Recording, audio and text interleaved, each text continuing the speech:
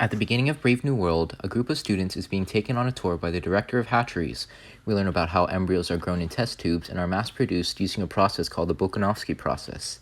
Therefore, there are no such thing as mothers or fathers.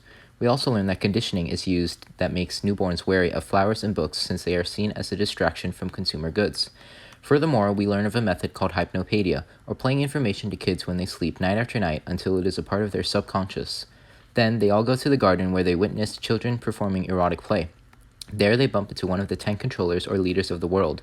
His name is Mustafa Mond, and he teaches the boys on the economic system of the world and how history is meaningless. Lenina, a beta woman, meets up with Bernard in Alpha and reminds him that they are both going to a savage reservation in New Mexico soon. Bernard is embarrassed and asks her to speak in private, which confuses her.